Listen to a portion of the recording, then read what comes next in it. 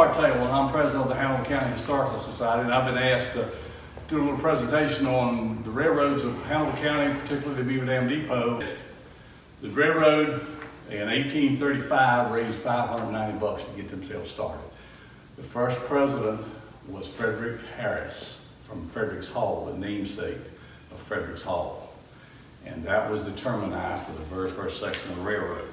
1836, it was chartered, like I said, 20 December 1837. And there's a nice newspaper article, as I noted, that describes how many the festivities up in Louisa, coming up through the country, the rolling stock, what it was, and all this stuff. It's a great little article. So that was the evolution of the railroad. Now this depot itself, for pretty sure, is post-Civil War in the sense that the accepted date is about 1866 of reconstruction after the war. Talking about the depot now, the Louisa Railroad is the mother, if you would, of today's Buckingham Branch, or CSX as we know it. The Louisa Railroad was chartered about 1836. The first train ran from Hanover Junction, which is most people call Doswell to a degree, all the way to Frederick's Hall. That was the first section that opened up. That was the newspaper article that I have, 20 December 1837, talked about the train made up in Richmond, traveled to the junction, came west on the junction to Frederick's Hall. They were going up for a big celebration. And the interesting thing is, they were screaming up through here and through the countryside at 15 miles an hour. They had something going on. The first rails was this right here. These are wooden rail stringer type things, and to this piece of flat iron, this exact piece right here, was spiked on top. And the trains ran on this rail. The train ran on this, it was spiked. Spikes like this, right down through here. And in 1850, the third president took over. 1837, the third president took over.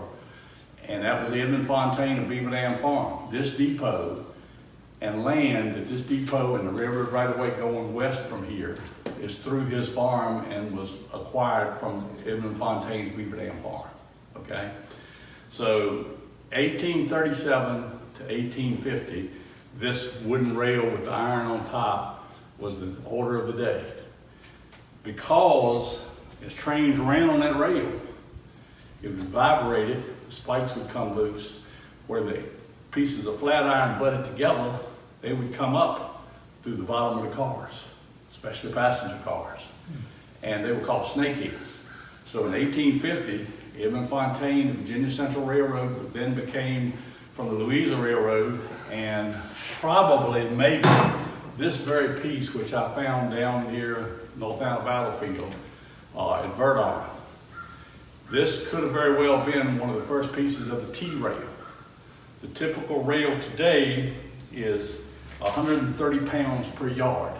This rail, in all probability, was about 36 pounds per yard. That's the official way that you measure them.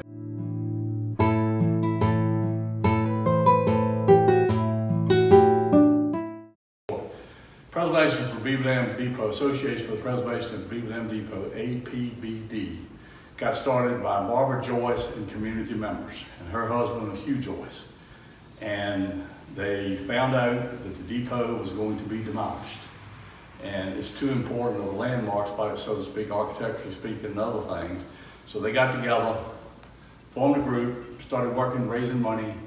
They got the Board of Supervisors and Frank Hargrove and everybody to intervene, so to speak, and ask for the depot. The land of the depot is on the depot.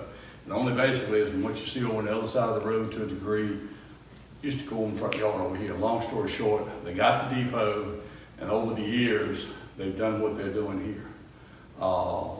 It was preserved, but they have all kinds of events up here. It's been going on since '86. It's been active. They've been able to raise money. As you see, they've really outfitted the inside. They've got heat, they've got air conditioning, and they have events, weddings, receptions, The Mayor of Beaverdam Grand Ball is held in here every year when the mayor's elected at the 4th of July parade-ish type things. Actually, that's in the fall, and they have the